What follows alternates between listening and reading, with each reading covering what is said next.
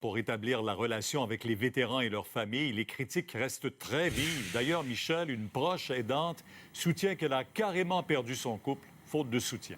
Oui, parce que Pierre, il faut savoir qu'Aaron O'Toole multiplie les efforts au cours des derniers mois. Il a annoncé, oui, de nouvelles allocations pour les proches aidants, des allocations également pour les anciens réservistes et les anciens combattants de 65 ans et plus. Mais aujourd'hui, Pierre, devant un comité du Sénat, on l'a entendu, à une autre reprise, les besoins sont beaucoup plus grands et surtout pressants.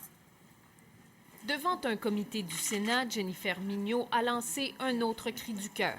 I am the result of 14 years of living with someone with PTSD, and you must understand that I've been working very hard in the past year to make myself understood, sir.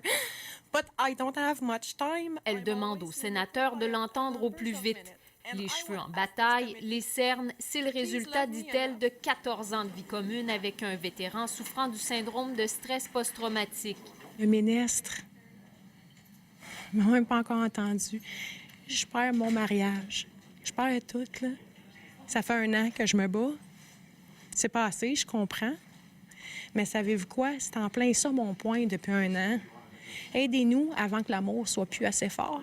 À la mi-mars, le nouveau ministre des Anciens combattants annonçait pourtant une allocation de 7 200 $ par année pour les proches aidants des vétérans gravement blessés. Bien, c'est de la relation publique, c'est évident. Le ministre est un bon communicateur, mais reste que dans les actions, là, ce qu'on regarde, là, c'est pas beaucoup. Et puis, il y a plusieurs groupes d'anciens combattants qui continuent d'être en colère. Pour certains groupes de vétérans, le gouvernement est loin d'en faire assez. Un simple pansement ne règle pas le problème. Je suis venue au Sénat pour leur dire « Arrêtez de rire de moi. OK?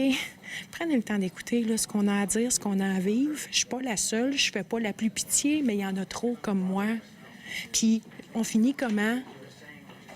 Dans la rue. » Alors que son mariage est en péril, Jenny Mignot tente un ultime plaidoyer pour toutes les proches aidantes au bout du rouleau. Michel Lamarche, TVA Nouvelles, Ottawa.